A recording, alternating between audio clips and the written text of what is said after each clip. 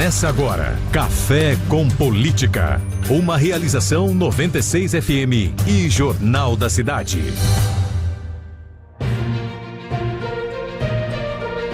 Hoje, sexta-feira, 25 de março de 2022, seja bem-vindo à primeira edição do nosso Café com Política. O jornalismo colaborativo da 96 FM do Jornal da Cidade criou corpo, credibilidade e audiência. A sintonia entre os profissionais e os ouvintes e internautas, além do respeito mútuo, permitiram pensar em novos projetos. Todos sabemos que a política passou a ocupar espaço importante, tanto no noticiário diário como na sociedade como um todo. Diante desse cenário, nasceu o Café com Política, nome utilizado há décadas pelo Jornal da Cidade e que agora ganha corpo nas multiplataformas do nosso jornalismo.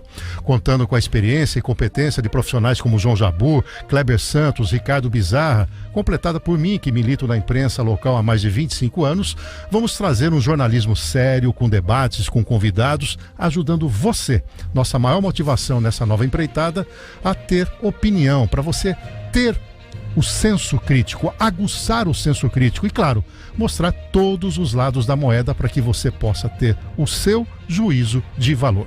Queremos um debate plural, analisando o mundo da política em sua real dimensão. A partir de hoje, todas as sextas-feiras, temos um encontro marcado, sempre às 7h30 da manhã. É o Café com Política, a notícia em forma de debate. Bem-vindo à edição número 1 do Café com Política. E sempre conosco, João Jabbour, Kleber Santos e eu, Ricardo Bizarra, e o nosso convidado, Café. Hoje temos aqui a honra de receber Luciano Olavo, que é especialista em Direito Eleitoral e mestrado em Filosofia Política. Bom dia, Luciano, bem-vindo ao ao Café com Política. Bom dia a toda a audiência do Café com Política e também aqui aos nobres integrantes da mesa. Espero que a gente possa ter uma conversa que renda frutos aí para toda a audiência do programa. Um bom café para você, Jabbour. Obrigado. Nós vamos em frente com essa discussão até outubro, quem sabe ultrapassando o período eleitoral, porque a política é permanente, deve ser discutida sempre, né? Kleber, com pimenta, açúcar, adoçante, vai a seco, meu. Com chantilly. Perfeito. Então, estamos aqui, iniciando hoje esse programa e claro que a grande questão, né? Acho que a gente pode já começar e colocar na mesa, né? Afinal, que eleição é essa, né? Do que nós estamos falando, né? Nós estamos falando o quê? De uma eleição que vai ser mais por plebiscito, como 2018, ela é mais pautada na situação econômica, nenhuma das duas. Então, é o assunto que nós vamos debater agora em conjunto. E aí, meu caro Kleber, vamos ter um plebiscito de novo ou não? Olha, essa eleição deste ano, ela é bastante diferente daquela de 2018. É uma eleição que naquela época existia uma bandeira única, que era a bandeira da anticorrupção. O país estava mobilizado em torno disso e o candidato Jair Bolsonaro conseguiu trazer para ele, incorporar toda a indignação da nação brasileira. Então, a mensagem era muito simples: vamos tirar o PT do poder, que é o PT que está gerando tudo isso. Então, ele, embora fosse um candidato totalmente imprevisível, acabou ganhando a eleição dessa forma, porque ele conseguiu concentrar nele toda essa indignação. Na eleição atual, mudou o tema, já começa pelo tema, porque a partir de agora, nessa eleição, é a comida na mesa, é o salário, é o desemprego e também a saúde. Então, mudou bastante, né? Então, não é mais a eleição que vai discutir moralidade. O que vai estar em primeiro lugar é o que está fazendo boa parte da população passar fome. Agora, Jabbour, quando a gente olha também nessas eleições, além dos aspectos que o Kleber colocou, nós temos também a questão do não noviciado do Bolsonaro, né? Quer dizer, ali era uma novidade e o plebiscito veio. Eu até discutia ontem isso, e eu não sei se é a mesma leitura, e queremos também a contribuição do Luciano, que é a questão envolvendo a polarização, né? Até usando por analogia a questão dos prefeitos de Bauru. Vamos pegar o caso do Rodrigo Agostinho. Nunca olhamos para o Rodrigo na questão ideológica. E do mandato dele surge essa questão. Hoje em redes sociais, né, o fato de ele estar presente na posse, na filiação do Alckmin já virou, né, um meme dentro das redes sociais. E aí o Bolsonaro não tem mais essa novidade. Então, completa isso que o Kleber colocou, o fato de não ser mais novidade e aí a característica vem em cima de uma cobrança mais efetiva? Eu acho que, de qualquer forma, ressalvando o que o Kleber falou sobre o caráter que não é de avaliação mais de uma tendência, a população não quer mais barrar esse e mudar todo um conceito. Tirando tudo isso, que é corretíssimo o que o Kleber colocou, eu acho que toda eleição acaba tendo de certa forma, implicitamente um caráter plebiscitário. Toda eleição tem, porque você está avaliando o governo de plantão, né? Mas, de fato, não é dessa vez o que mais ressalta, assim, né? Eu queria só fazer essa observação. Mas eu concordo com o Kleber, de fato, o foco agora é outro, né? A polarização continua, né? Que nós já observamos essa polarização, até porque plebiscito é sim, não, polarização também é meio que sim, não, né? Acho que dá até para ter esse conceito, esses dois conceitos muito próximos. Mas eu acho que agora a situação é bem clara, né? Bem mais clara. E tem ainda uma tendência que se discute, que é a terceira via, que até na minha opinião deveria está mais ressaltada e está mais presente, né? Ou seja, a população deveria ter mais opções, de fato, né? Sem querer declarar preferência ou sem querer tirar para o debate, tirar Lula ou Bolsonaro do foco, claro, eles é que estarão até o final, mas acho que para o debate, exatamente, para termos uma opção maior, uma eleição com opções mais variadas, eu acho que seria bom a terceira via ganhar um pouco mais de corpo nessa discussão toda. Agora, Olavo, nas outras eleições, o que acontecia é que você tinha praticamente uma ala, por exemplo, à esquerda, e o outro embate era, por exemplo, o PSDB, que nunca se posicionou à direita, né? E você tinha poucos candidatos. Quando surgia, era o Naniquinho lá, que tinha um discurso mais, assim, vamos dizer, ideológico, né? Dos conservadores, etc. Na sua opinião, também essa questão envolvendo um olhar mais crítico de direita e esquerda muda a concepção até da escolha do eleitor? Não. Só para fazer uma pequena correção antes de iniciar minha fala, eu não sou mestrado em filosofia política, mestrando. Você não tem um mestrado? Estou mestrando. Está fazendo? Estou fazendo, vou terminar já no próximo mês, mas só para ter uma... É um estímulo. É um estímulo. Já está nomeado por obrigado. nós. Mas bom, vamos à questão, né? Com relação a essa questão ideológica aí, eu acho que essa eleição, ela está agravando um problema que nós já temos, um movimento antigo, que é de perda das ideologias e pessoalização dos candidatos. A pessoa está votando na pessoa e não na ideologia, o que é muito ruim. E como que eu trago a evidência de que esse movimento está se agravando?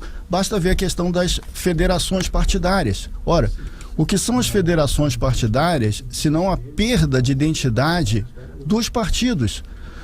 Se você perde a identidade dos partidos, as pessoas que concorrem por aqueles partidos, elas não podem evocar esse estatuto, não pode evocar esse ideal do partido para legitimar sua campanha. Ela só pode concorrer com base em si mesma, só pode concorrer com base na pessoalização da sua campanha. Então, respondendo à pergunta do Café, né, sim, essa questão de esquerda, direita, partido de centro, ela vai se evanescendo cada vez mais.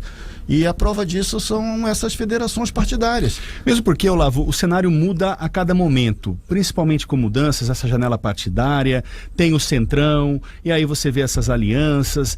O que o Bolsonaro era no começo, por exemplo, não é agora. Então é uma mudança muito rápida, muito repentina. Mas só que o que guia essa mudança, se a gente for olhar mais profundamente, a gente vai verificar que não não são propriamente interesses políticos, a meu ver, né? Não sou o dono da verdade, mas me parece que são interesses financeiros. Vou explicar por quê. Todo mundo vai lembrar que em 2017, quando houve aquelas duas grandes alterações lá na legislação eleitoral, que foi a criação do fundo eleitoral, né? E também a cláusula de barreira. Vocês lembram que em 2017 nós tivemos o fundo eleitoral, a cláusula de barreira. Para passar o fundo eleitoral, que naquela época, coitadinho, eram modestos 1,7 bilhão de reais, e hoje já está em 4,9 bilhão de reais, o que foi passado para a sociedade? Olha, não reclamem não, é 1,7 bilhão de reais, mas nós vamos criar a cláusula de barreira. Hoje nós precisamos de todo esse dinheiro porque temos muitos partidos e muitos candidatos. Com a cláusula de barreira nós vamos diminuir o número de partidos e candidatos. Portanto, o dinheiro não vai ser dessa dimensão. Não vai ser dessa dimensão. Ora, então tá, agora em 2022 nós teríamos a cláusula de barreira que diria que o quê? Cada partido vai precisar, para continuar recebendo dinheiro do fundo eleitoral, do fundo partidário, ter 2% dos votos para a Câmara dos Deputados, dividido em 9 estados e com pelo menos 11 candidatos eleitos, sendo que em cada estado ele teria que conseguir pelo menos 1% dos votos nesse estado. Isso, de fato, eliminaria vários partidos. Poderíamos até pensar na diminuição do fundo eleitoral, do fundo partidário. O que foi feito para burlar esse sistema foi feita a federação dos partidos. Ora, a federação dos partidos, a cláusula de barreira, ela é verificada dentro da federação. Mas o partido continua a receber o fundo eleitoral e o fundo partidário pelo partido. Então, quer dizer, veja que esses movimentos, eles se dão com base nesses interesses, a meu ver, e não com interesses políticos. Agora, quando os partidos vão fazendo esses movimentos por conta de interesses financeiros, é o que eu acabei de falar. A ideologia do partido vai se evanecendo. E aí a eleição só pode se tornar cada vez mais pessoal. Né? Não sei se está claro assim. Individualizou. Individualizou. Então, isso, a meu ver, é profundamente nocivo para a democracia. Por quê? As pessoas devem votar em uma ideologia, não em uma pessoa. Até porque o que está na Constituição, que a administração deve ser impessoal. Está lá no artigo 37. Então, quando eu voto em uma pessoa, para começar, eu estou ferindo a Constituição. Porque não interessa a pessoa se ela é negra, se ela é branca, se ela é mulher. Isso em princípio, não deve ser levado em conta, porque a administração dela tem que ser impessoal. Está lá na Constituição. Então, está dizendo o quê? Que ela não será impessoal? Que o governo dela vai ser diferente porque ela é a favor... pessoalmente a favor de tal coisa ou de outra coisa? Não é assim que funciona, ou não deveria. Aliás, Luciano, eu queria acrescentar, e é até um tema para se discutir num outro programa, um programa inteiro talvez, o caráter populista da política brasileira. O populismo está presente na nossa democracia, mesmo quando não tivemos períodos de democracia, o tempo todo, né? A pessoalização que você coloca, e eu acho que tem tudo a ver com o populismo. Nós temos aí 2 candidatos populistas nas principais colocações hoje. O populismo vem de Getúlio, vem de Jânio, vem de etc, né? E veja que esses movimentos legislativos, eles favorecem. Eles não mitigam, eles favorecem, eles aprofundam isso daí. Então, o nosso horizonte, para que isso se perca, a meu ver, tá fora. E assim nós vivemos procurando salvadores da pátria. Exatamente, que não existem. E aí tem também a questão da postura do eleitor, que ele é pro bem-estar pessoal. Sim, sem dúvida. São poucos eleitores que têm o senso coletivo. Né? E aí nós temos um problema muito sério nesse país, que é que modelo econômico nós queremos. Na minha avaliação, nós não estamos preparados para o liberalismo. Não estamos. Por quê? Ao aumento do combustível, o cidadão comum quer que a tutela do Estado tabele o preço. Né? Tem que diminuir tributo. Não dá. Quer dizer, a gente está querendo colocar em jogo uma pauta de menor Estado, mas na hora que você tem qualquer problema de desequilíbrio, o liberalismo não serve. Aí tem que ser uma intervenção de preço, tem que tabelar preço, tem que... Então, eu acho que nós estamos com um problema de identidade até, né? Em função dessas questões. Agora, o Kleber, até o Vinícius Santos aqui coloca que você colocou que vai ser diferente a comida na mesa, mas ele fala que a corrupção ainda está em jogo, sim. Ele acha que o Lula disputando a eleição, a quadrilha pode voltar a roubar. Quer dizer, esse olhar também vem batendo muito forte de que o Lula é alguém ligado à corrupção, ainda mantém, e na opinião do Vinícius, eu estou traduzindo aqui, ele acha que isso vai entrar na pauta na discussão. Com certeza, vai entrar na pauta sim, mas todos os levantamentos até agora, todas as pesquisas já indicam que a corrupção não é mais a preocupação do brasileiro. Né? Então, hoje a corrupção está lá embaixo. Para você ter uma ideia, na pesquisa divulgada essa semana, quem combate no item combate a corrupção está empatado pela população brasileira, Lula e Bolsonaro. Então, tá aí, esse é o registro nacional através de pesquisa, né? Não é uma opinião. Então, hoje, quando você sai perguntando para a população o que ela considera de importante né? O que ela considera que está faltando, e os candidatos, eles buscam na população a inspiração para levar o seu plano de governo, levar as suas propostas.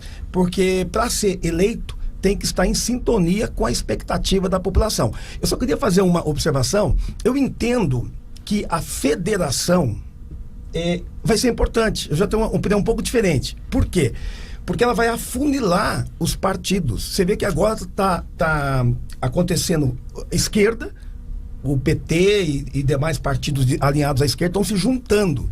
E o país não tem 30 e tantas ideologias assim. Então, você tem 1, 2, 3, 4, pronto, não tem a questão. Mas a federação não nasceu muito mais porque os partidos nanicos iam sumir. Eles fizeram um arranjo para continuar as coligações. Com certeza, mas eu acredito que dessa forma ou de outra, em algum momento tinha que reduzir partido.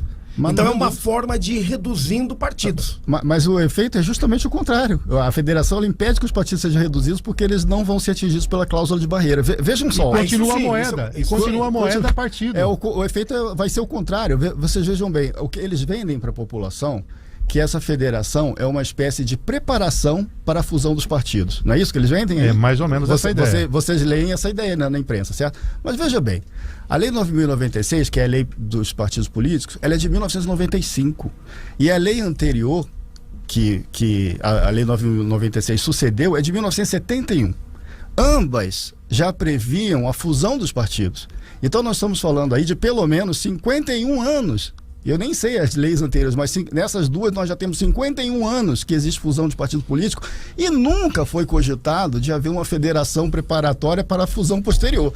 Se agora isso está sendo cogitado, algo deve ter mudado no cenário que levou a essa cogitação. O que foi que mudou no cenário? A única coisa que mudou foi o fundo eleitoral, que se tornou bilionário, e agora o fundo partidário que não para de crescer. Para vocês terem uma ideia, os maiores partidos políticos, eles recebem mensalmente algo em torno de 9 milhões de reais líquidos. Os que têm 9 milhões de reais por mês eles recebem, tá? De fundo partidário, mais o fundo eleitoral que vem nos anos de eleição.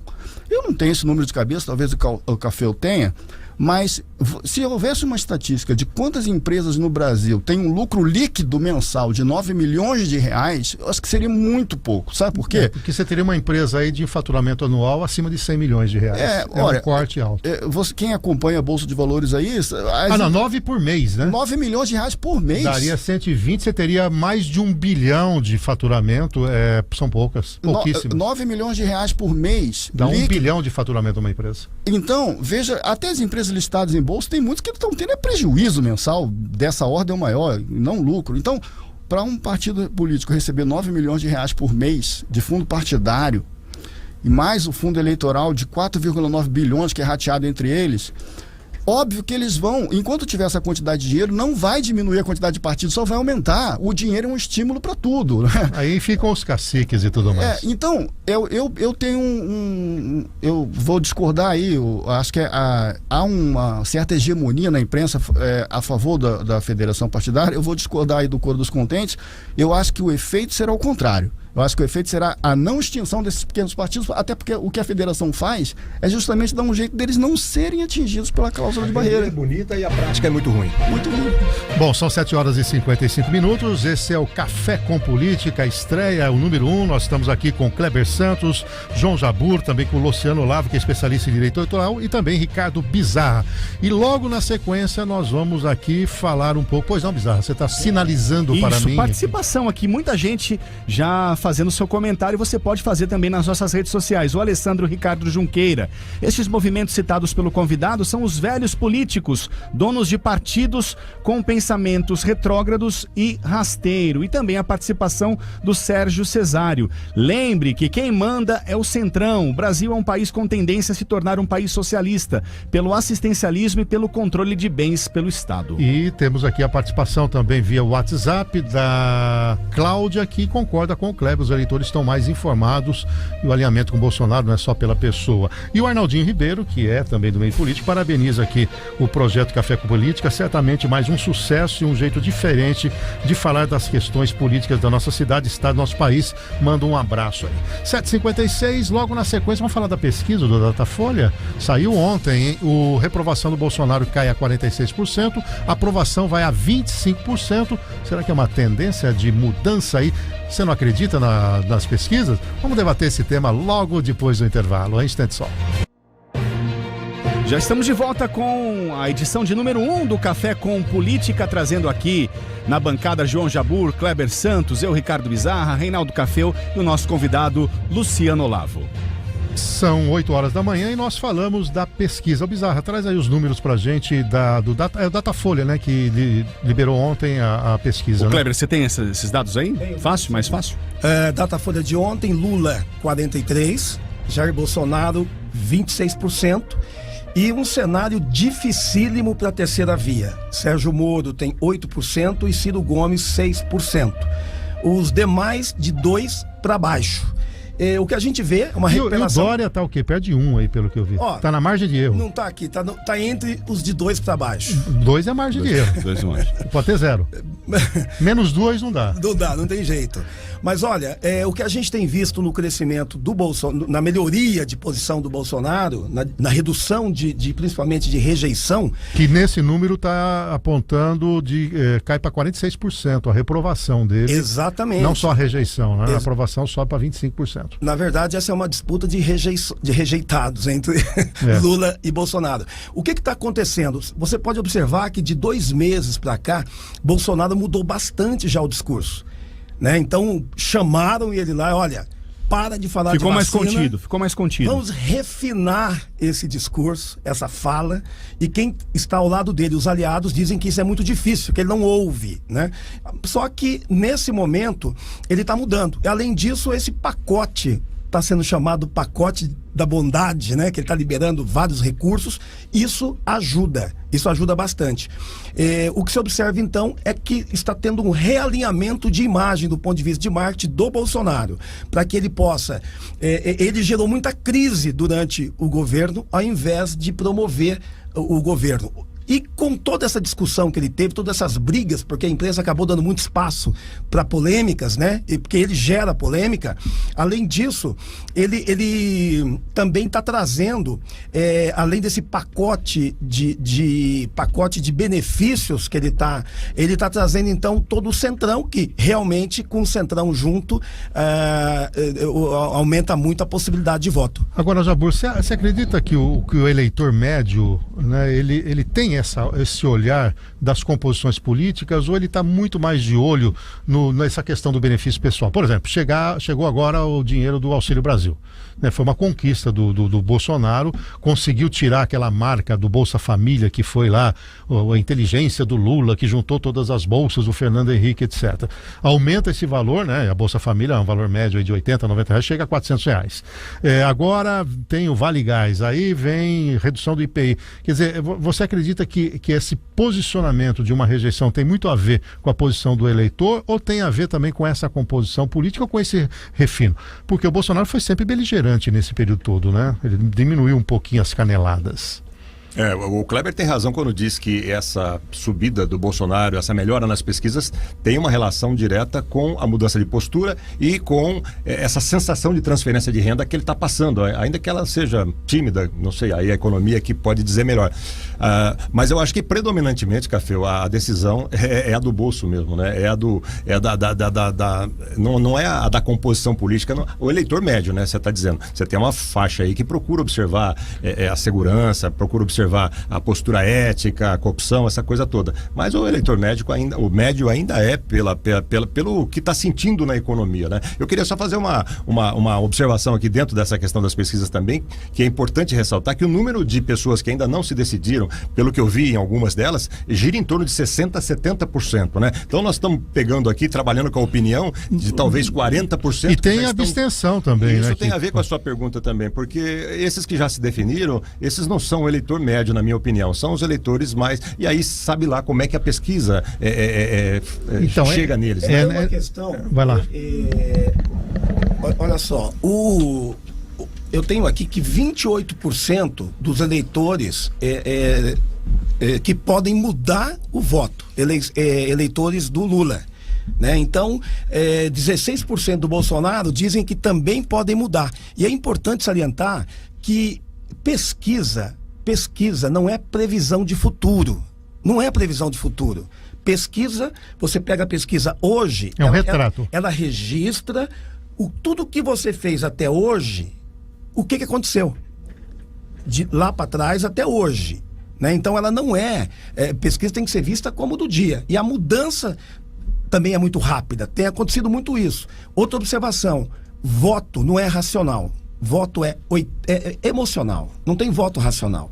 85% das decisões são emocionais, 15% no máximo é racional. Às vezes o camarada toma uma decisão emocional, na maioria das vezes, até na vida cotidiana da gente, né? Toma uma decisão, na verdade, emocional e depois justifica com argumento racional. Mas a emoção é o que decide a eleição. Agora, falando em emoção e até na influência, ou uma certa influência, Luciano, que as pesquisas, elas demonstram e colocam em cima do eleitor médio. Até que ponto é influenciado o eleitor por uma pesquisa? Divulgou lá-se a primeira pesquisa, onde mostra o Lula figurando na primeira posição. Isso tem um poder, um alto poder de influência para o eleitor médio, que não está muito ali chegado às discussões de política e costuma se influenciar por essas informações colocadas por esses institutos de pesquisas? Eu não sou da área de psicologia, mas eu vou arriscar aqui algo que eu já li. E, bom, em primeiro lugar, eu sou profundamente cético a respeito das pesquisas. Eu acho que a pesquisa que conta é a pesquisa que acontece no dia da eleição, lá na urna. Essa pesquisa é a que vale, é que o eleitor tem que prestar atenção para os próximos 4 anos. As pesquisas eleitorais, elas alimentam um mecanismo que nós temos de querer vencer. Todo sujeito, ele quer vencer. Tudo que ele faz, ele quer vencer. Ele é competitivo, é vontade de poder, né? Ele quer ter mais poder, ele quer vencer. Então, a pesquisa, ela faz o quê? Ela mostra para o sujeito quem pretensamente está na frente, e aí ele começa a ter aquele sentimento que ele tem que apostar no cavalo que está na frente, como se a eleição fosse uma corrida de cavalos. Qual é o cavalo que está na frente aí? Qual é o que vai ganhar? Aí ele quer apostar. Qualquer pesquisa, pessoal, pode dar qualquer resultado. Por quê? Você pega uma amostra lá, você faz a pesquisa bonitinho dentro da estatística, você faz lá, tem que pesquisar 10 cidades em cada estado. Vou dar aqui um exemplo. Claro que não é assim, você faz proporcional o número de eleitores em cada estado. O Instituto de Pesquisa vai lá, pega o mapa da eleição, quer que um candidato saia na frente. Qual é a cidade, as 10 cidades desse estado que esse candidato recebeu a maior votação? Faz a pesquisa ali. Aí ele vai sair vencedor naquela pesquisa. E aí o que acontece? Vai chegando a eleição, a realidade vai se impondo, as pesquisas vão mudando com essa conversa de que é o retrato do momento, e a gente olha, mas o momento não mudou, gente, quase não mudou nada, e as pesquisas estão mudando tanto, assim, tão rapidamente. Então, assim, é a minha opinião. Eu sou profundamente cético a respeito das pesquisas. Eu acho que o eleitor não deve prestar atenção em pesquisas para definir seu voto, ele deve prestar atenção em ideais e ideias. E também não deve prestar atenção em pessoas. Ele não deve ver se o candidato é bonito, se ele é feio, se o candidato qual é a etnia dele. Ele deve prestar atenção nas ideias e votar nas ideias. Quanto mais ele faz isso, por menor que ele pense que é o efeito, ele está mandando um recado para os partidos. O partido, pense no partido como se fosse uma empresa. Ele quer te vender um produto. Se você sinalizar para ele qual é o produto que você quer comprar, ele vai produzir aquele produto para te vender. Enquanto você estiver sinalizando para ele que quer votar numa pessoa, ele só vai te oferecer pessoas. Quando você sinalizar para ele que quer ideias, ele vai te fornecer ideias. Mas você tem que ser fiel ao que você quer adquirir. E o partido vai ser fiel ao que ele vai te oferecer. Enquanto for essa bagunça, os partidos também serão. É você que define o que você quer consumir. São 8h09. A audiência aí do Túnel do Tempo, né? Uma explicação. Toda sexta-feira nós vamos ter o programa Café com Política. Então, o Túnel do Tempo, excepcionalmente às sextas-feiras, começa às 8h30 da manhã. Você que chegou aí para ouvir o Túnel do Tempo, está estranhando, né? Muito isso aqui. Fala, cadê o Túnel do Tempo? Não, de segunda a quinta às 8 horas da manhã. Mas na sexta-feira começa às 8h30. Pedimos aí a sua audiência também, porque nós queremos trazer aqui um debate plural para ajudar você na formação de opinião no Café com Política. Nosso programa, a partir de hoje, toda sexta-feira, das 7h30 às 8h30. A pesquisa, vou aprofundar um pouquinho, houve aqui um contraponto, porque o Kleber, ele é o homem do marketing, então ele usa das pesquisas para poder usar como consumo interno. É um retrato que você tem, né? O problema de confiar ou não confiar é a questão da metodologia, né? E eu também entendo que essa pesquisa que é estimulada não é a verdadeira. Por quê? Eu chego pro Jabur e falo, Jabur, você votaria no Bolsonaro? Não. Você vota no Lula? Não. Ah, eu voto no Moro? Sim. Na hora que eu vou na eleição, eu não tenho ninguém me perguntando. Eu sou a espontânea, né? Mas a imprensa, nós reproduzimos isso, porque é a matéria-prima que nos fornece, nós reproduzimos essa pesquisa. Sim. Né? Agora, eu estou mais olhando, viu, e aí eu quero a contribuição dos colegas, a tendência. Então vamos lá. Eu não concordo com a metodologia, mas se ela for idêntica toda vez, ela está mostrando alguma coisa. Para mim, tem uma curva descendente do Lula à medida que ele tem uma exposição, que ele coloca o seu posicionamento político, ele fala do controle das mídias, ele fala com o fim da reforma tributária, ele fala do fim do teto de gastos, ele coloca um mais Estado. E também, usando aqui até uma frase do nosso ouvinte, o Ronaldo Poço, que parabeniza o programa, falou, quanto mais o Lula fala e o Bolsonaro menos fala, o Bolsonaro cresce mais.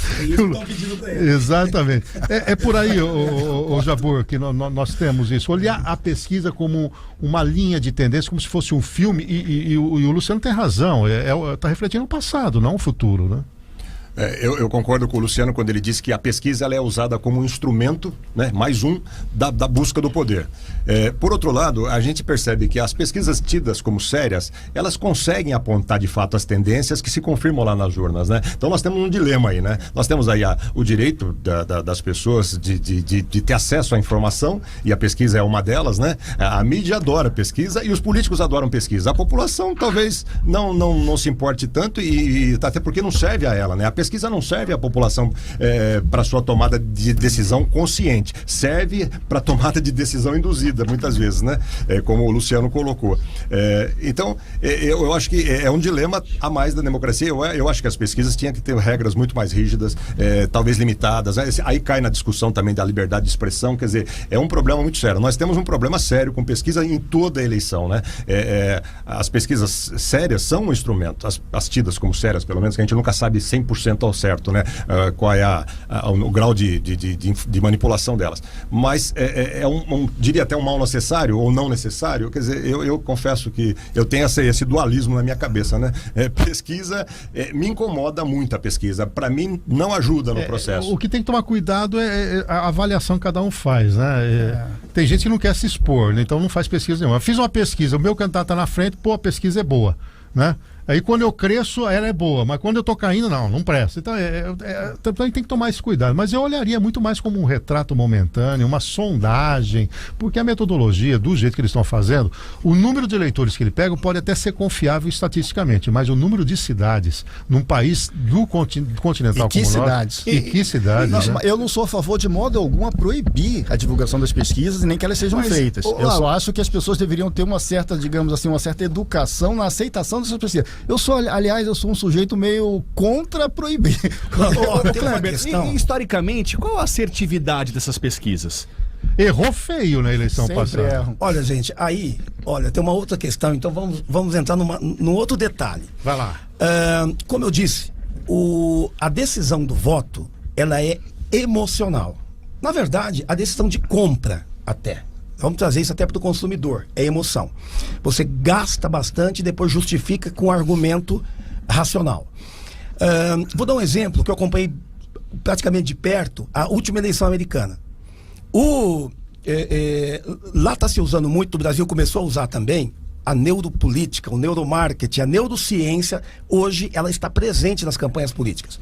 O que aconteceu? Todas as pesquisas perguntando para o eleitor, né, ganhava... jamais o Trump ganhava, quer dizer, a penúltima eleição, quer dizer, não a última. Jamais, foi uma surpresa para o mundo. Sim. Agora, teve um instituto que acertou, falou, Trump ganha. O que aconteceu? Ele usou a ressonância magnética funcional, né? Hoje se estuda o cérebro. Então, colocou um grupo de eleitores, colocou o equipamento e se estuda através da neurociência quais áreas do cérebro são ativadas quando ele vê uma imagem, quando ele discute um assunto. E hoje já se usa, principalmente nos Estados Unidos, pesquisa sem nenhuma pergunta. Não se pergunta nada e está aqui a pesquisa. Simplesmente senta aqui um grupo, colocado o equipamento na cabeça dele, ou ele entra na ressonância magnética, ele começa a ver imagens, imagem de um candidato, imagem do outro, e aqui vai vendo que área do cérebro está sendo ativada. Ali você já tem, vai votar no A, no B, no C, tá ali.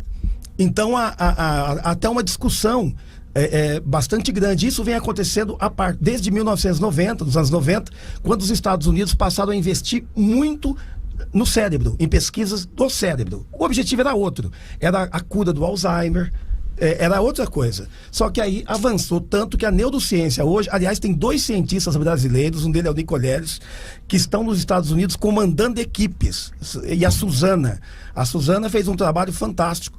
Então são brasileiros que estão à frente de boa parte das pesquisas lá.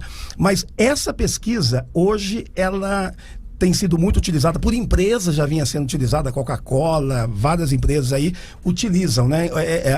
Então a pesquisa através da neurociência. São neurocientistas que participam dessa avaliação. Ô Luciano Olavo, a questão do voto no Brasil ser obrigatório, não obstante a abstenção alta e não obstante que a multa é muito pequena, né, para quem não vota, muda, né? Eu estava olhando ontem, por exemplo, o Chile. O Chile, a esquerda vence, é o equivalente ao PSOL brasileiro, 47% de abstenção num país que o voto é facultativo. Isso que o Kleber colocou faz sentido do ponto de vista da neurociência, mas se o sujeito não estiver disposto a votar, esquece.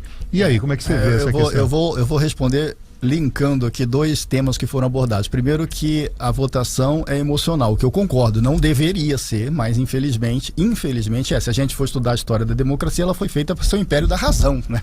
E não da emoção. Mas aí o que acontece? Quando a gente assume que o voto é emocional e a gente olha para os números da eleição e verifica que aproximadamente 30% das pessoas, geralmente um pouquinho mais, ou não compareceram para votar, ou votaram em branco e nulo, a gente chega à conclusão de que a eleição não está mais despertando emoção alguma. Pelo menos para mais de 1/3 das pessoas, né? E aí tem muitos que vão votar lá, mas também não estão sentindo emoção nenhuma, a não ser muitas vezes raiva. Deve ter um motivo para isso, né? Então, a gente teria que ir atrás do motivo. Agora, com relação à obrigatoriedade do voto, eu vejo assim, o voto, de fato, diante da lei, ele não é mais obrigatório. Em face da lei, ele é obrigatório, né? A legislação traz o voto como obrigatório. Mas na materialidade dos fatos, que é o que interessa, ele não é mais obrigatório. Por quê? Porque imagine o seguinte, se você não comparecer para votar, você vai pagar uma multa de R$ 3,51, né? É o que está na legislação, para qualquer pessoa consultar. Bom, se você for votar, muitas vezes de combustível você vai gastar mais do que R$ 3,51, né? Então, na realidade, na materialidade dos fatos, o voto deixou de ser obrigatório. Ele né? É teoricamente obrigatório. Eu não estou aqui recomendando ninguém a não votar, pelo contrário, né? Quem me conhece sabe que eu sempre faço um trabalho tentando estimular as pessoas a votarem. Por quê? Se você tem uma eleição onde mais de 30% das pessoas não manifesta a opinião, todas as eleições são decididas pelos ausentes. Por quê? Ora, basta você lembrar daquela eleição Dilma-Aécio. Foi uma diferença de 3%, eu acho. 3 pontos percentuais. Você teve uma diferença de 3% entre os candidatos e você teve mais de 30% de pessoas que não votaram branco e nulo. Quem decidiu a eleição? Foram que não foram. Os que não foram. Então, nós somos uma democracia dos ausentes. Nós não somos uma democracia dos presentes. A democracia foi feita para participar, mas quem a decide é quem não participa. Então... Bom, nós estamos aí na reta final do nosso programa. Eu quero aqui lembrar, o Dr. Omar Leite lembra muito bem que a economia comportamental indica que somos previsivelmente irracionais, né? Temos aí participação? Tem a participação aqui da Lilian Tímpano. A decisão do voto deveria ser racional. Cada cidadão deveria ler e estudar os planos de governos, deixar de ser levado por publicações midiáticas que atravessam aos nossos cérebros opiniões próprias. E para lembrar, Trump e Bolsonaro venceram através de fake news e na aplicação da da neurociência. Tá aí, então. Ô, Jabor, mudando um pouquinho, saindo um pouco das eleições gerais, nós tivemos alguns fatos importantes, né? Bom, ainda mantendo ali a chegada do Alckmin se aproximando de Lula, e ele deixa de ser provavelmente um agente bem competitivo em São Paulo, e chega o Tarcísio agora no Republicanos, e a última pesquisa, a gente pode até não confiar não, mas aponta ele como 9%, é alguém que sequer fez campanha. Como é que você vê esses dois movimentos aí? O Alckmin se aproximando, entrando no PSB e se aproximando de Lula, e a chegada do Tarcísio para disputar o governo do estado de São Paulo.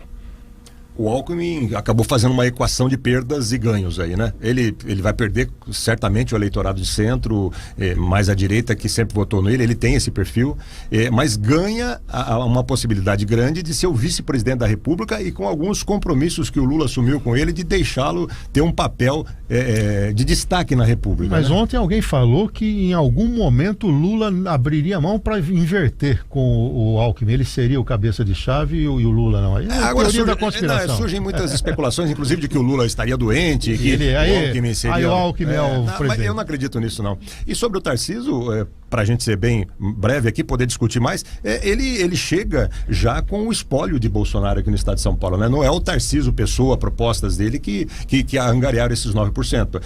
Ele pega a herança, assim, por assim dizer, do Bolsonaro, quer dizer, é um rical que já existe e ele pode trabalhar. E se cresceu, obviamente, evidentemente. Eu, até particularmente, tenho muita curiosidade para conhecer quem é o Tarcísio. Eu nunca ouvi debatendo, falando muito, né? A gente sabe lá do Ministério, que tem uma atuação razoável, né? Pelo que se percebe. Mas na infraestrutura ele vai ele bem, chega né? com... Agora, tem coisas aí que a gente poderia analisar, por exemplo, esses 2% do Dória. Bom, nós estamos falando de eleição estadual, né? Não, mesmo o Rodrigo Garcia, né? Tem lá, acho que 4%, se não me engano. É algo para se analisar também, face a ser o candidato do governo do estado, um governo que não pode não ser bom, mas não é um desastre também, quer dizer. Como é que você acha que fica a questão do Márcio França? Porque com a chegada do Alckmin no PSB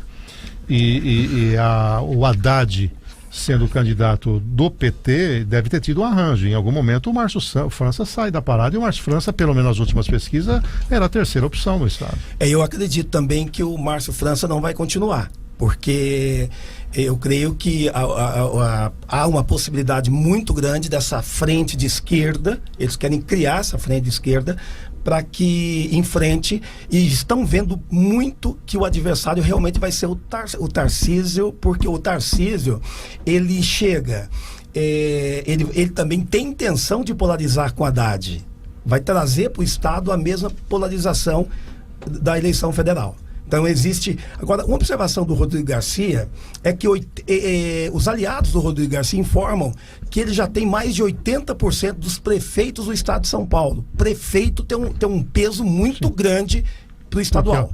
Para a gente finalizar, Luciano Olavo, especialista em direito eleitoral, qual a tua opinião desse quadro no estado de São Paulo? Bom, assim, apenas uma opinião pessoal, né? Não é nada técnico, mas eu vejo assim, dos candidatos que se apresentam, me parece que o Tarcísio talvez tenha uma melhor desenvoltura na campanha, porque o Tarcísio é um nome ligado a algo que é muito caro ao estado de São Paulo, que é infraestrutura, desenvolvimento de infraestrutura, que por sua vez é fundamento para a economia.